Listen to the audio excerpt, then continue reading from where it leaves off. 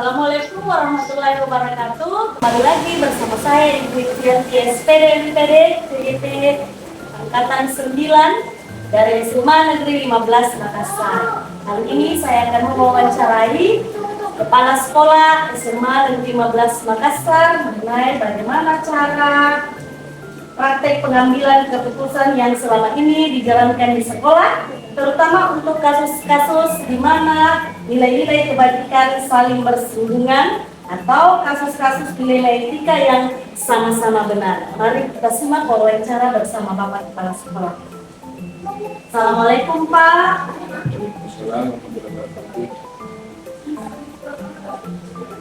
Pak, selama ini bagaimana Bapak dapat mengidentifikasi kasus-kasus yang merupakan dilema etika atau rujukan moral? Jadi saya mengetahui apa yang menjadi dilema etika itu saya meminta bantuan pada guru BK, kasih kesiswaan dan guru lainnya pada umumnya untuk melihat anak-anak kita ini setiap saat, setiap hari mereka semua. Samping juga saya ya secara langsung juga melihat tidak dari pengamatan itu ya, itu sudah bisa kita melihat apa-apa yang terjadi pada anak-anak semua. Memang barangkali ada beberapa di antaranya itu melakukan hal-hal yang kurang baik atau tidak terpuji. Dan tentu ini adalah merupakan kejadian-kejadian yang bertentangan dengan etika kita. Jadi caranya itu ya teman-teman guru-guru pada umumnya dan terkhusus guru BK yang kasih kesiswaan mengadakan pengamatan dan pencatatan terhadap hal-hal yang terjadi di sekolah ini, khususnya yang terjadi pada anak didik kita ini di SMA 15. Berarti ada kolaborasi nih Pak? Ya, kolaborasi dan kolaborasi. Nah, kira-kira Pak, bagaimana Bapak menjalankan pengambilan keputusan di sekolah Bapak? Nah, untuk keputusannya nanti ini yang merupakan hasil dari pengamatan dan pencatatan khusus tadi kepada guru BK khususnya dan kasih kesiswaan, kita bawa ke rapat, guru. Itu artinya kalau sudah terlalu berat, kita bawa ke rapat guru. Tapi kalau masih tidak terlalu berat, ya mungkin unsur-unsur pimpinan saya yang melakukan rapat urusan itu. Jadi intinya ya sepimpinan kalau belum terlalu berat, artinya unsur pimpinan melakukan rapat atau kemudian kalau sudah berat ya kita membawa ke rapat guru. Langkah-langkah apa atau adakah prosedur, jika ada Pak prosedurnya seperti apa yang biasa Bapak lakukan selama ini? Jadi tentu prosedur artinya sebelum mengambil keputusan terakhir tentu ada dulu langkah-langkah yang diambil. Tapi biasanya langkah-langkah ini saya limpahkan ke guru BK atau ke wali kelasnya dan lokasi kesiswaan. Langkah kemudian diambil artinya di dalam kita melihat hal-hal atau kejadian-kejadian dilakukan oleh anak kita itu ya tidak mungkin kita langsung memutuskan. Tapi kita dulu apakah istinya dikasih kesempatan surat kedua atau surat peringatan. Oh iya Pak, sudah. Kalau sudah sampai sekian panggilan ya. Iya Pak. Sudah sekian yang sudah kita tentukan, misalnya kalau sudah sekian pemanggilannya masih tetap begitu, tidak ada perubahan ya kita bawa ke rapat dewan guru memutuskan. Hal-hal apa saja yang selama ini Bapak anggap efektif dalam mengambil keputusan pada kasus-kasus dilema etika? Yang efektif itu adalah memanggil orang tuanya itu anak. Kita bertemu langsung dengan orang tuanya anak, kita jelaskan, sampaikan bahwa anak kita ini begini di sini jelaskan. Jadi kita panggil orang tuanya, kita berdialog, berdiskusi bersama-sama bagaimana caranya, sampaikan satu ini ada pembalik orang tuanya. Terus misalnya kalau masih belum ada kata sepakat ya, seperti tadi dibawa ke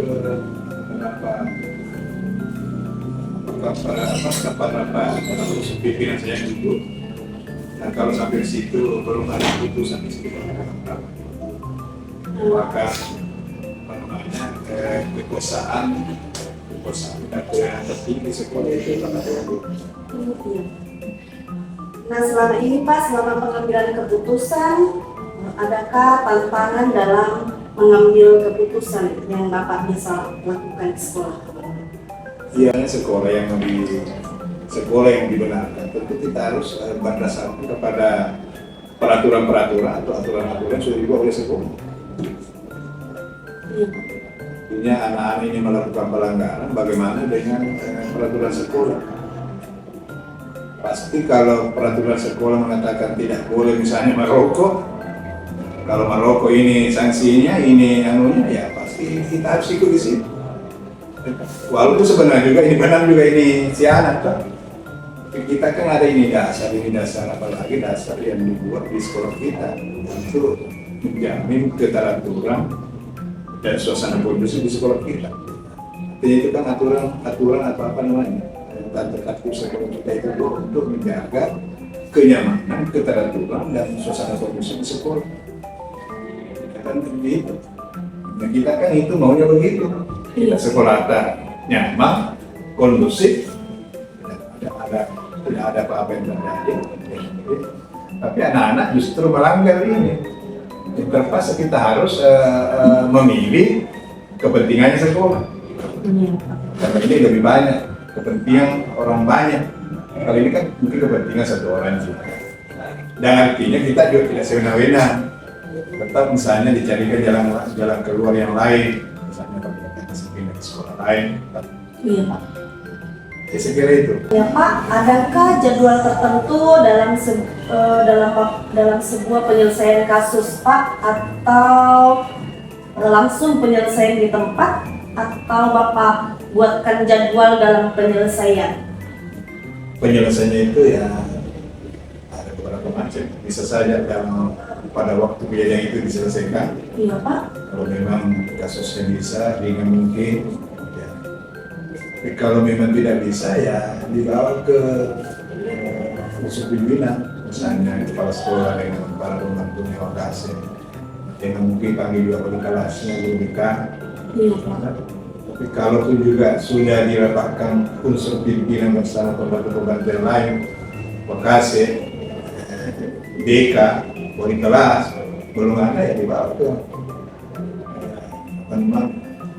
Rapat Dewan Guru Pak. Rapat Dewan Guru merupakan keputusan tertinggi di sekolah itu. Jadi saya kira itu.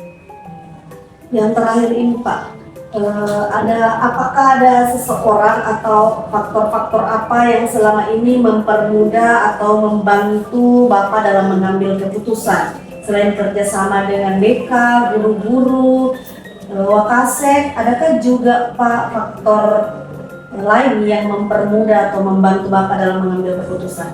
Juga ya, misalnya dari komite, komite juga itu membantu kita. Mungkin dia bisa menjembatani kita, komite menjembatani sekolah dengan orang tua siswa. Itu bisa membantu untuk menyelesaikan masalah-masalah.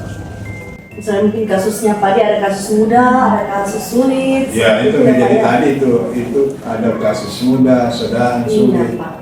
Tentu kalau kasus sedang mudahnya itu mungkin bisa saja pada waktu itu juga bisa diselesaikan. ada yang sedang-sedang mungkin ya mungkin kepala sekolah dan unsur pimpinan lain rapat membicarakan bersama-sama. Kalau kasus yang tinggi yang agak susah mungkin dibawa ke dalam untuk membuka pendapat dan persetujuan kita sendiri. Oke, demikian tadi pemaparan dari Bapak Kepala SMA Negeri 15 Makassar, bagaimana beliau dalam mengambil keputusan ya mengenai kasus-kasus dilema etika dan juga bujukan moral. Semoga apa yang disampaikan oleh Bapak Kepala Sekolah SMA Negeri 15 dapat memberikan saya masukan dan juga pelajaran bagaimana saya mengambil keputusan di sekolah. Assalamualaikum warahmatullahi wabarakatuh. Assalamualaikum warahmatullahi wabarakatuh. Kenalkan, saya Ibu Yufianti SPD MPD, salah satu calon guru penggerak angkatan 9. Saya berasal dari SMA Negeri 15 Makassar. Kali ini saya ditemani oleh Bapak Kepala Sekolah Bunyamin SPD MPD, Kepala Sekolah SMA Negeri 6 Makassar. Nah, kali ini saya akan menanyakan beberapa pertanyaan mengenai bagaimana cara Bapak mengambil keputusan di dalam menghadapi kasus-kasus di sekolahnya. Nah, Pak, kali ini saya akan memberikan pertanyaan kepada Bapak mengenai bagaimana Bapak dalam pengambilan keputusan terhadap kasus-kasus yang Bapak hadapi di sekolah. Selama ini, bagaimana Bapak dapat mengidentifikasi kasus yang merupakan dilema etika atau wujukan moral? Gaya berhenti yang biasa saya gunakan dalam sehari-hari itu saya tidak pernah mengambil kebijakan sendiri. Biasanya itu saya diskusikan bersama dengan wakil kepala sekolah. Sampai di situ belum juga ada titik temu, itu biasanya saya bawa ke dewan guru. Disitulah dimusyawarahkan apa yang seharusnya, tindakan apa yang seharusnya kita ambil dalam hal persoalan apa tadi itu etika dalam orang itu. Jadi kita dapat kepala sekolah tidak pernah mengambil tindakan sendiri, berusaha berdiskusi, berkolaborasi di lokasi maupun di dewan guru. Itu kira-kira cara yang saya biasa menghadapi masalah seperti ini. Luar biasa.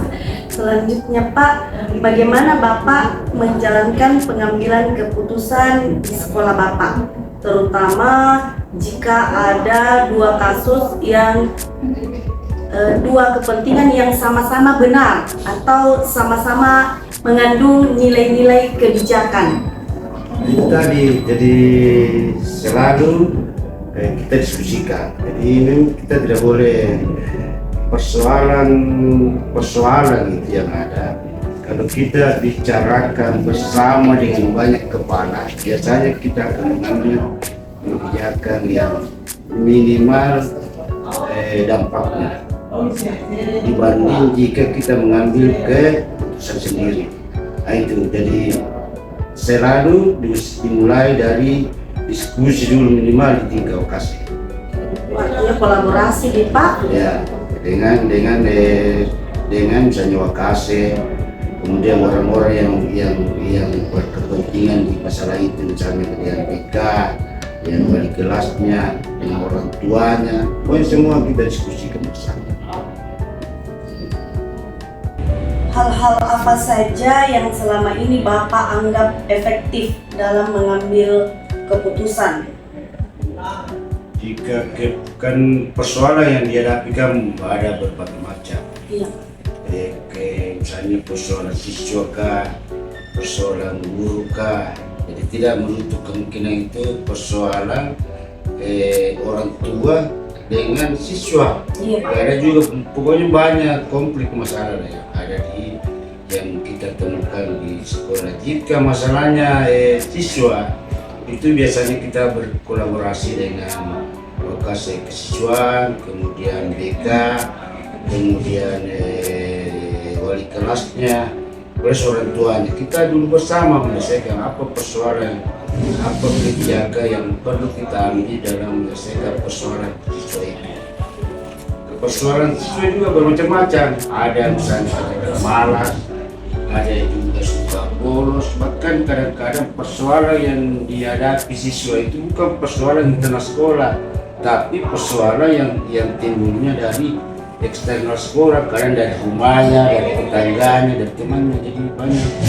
Memang perlu diskusi yang besar itu ketemu dan menyelesaikan masalah. Kira-kira Pak, apa tantangan yang Bapak hadapi selama Bapak mengambil suatu keputusan?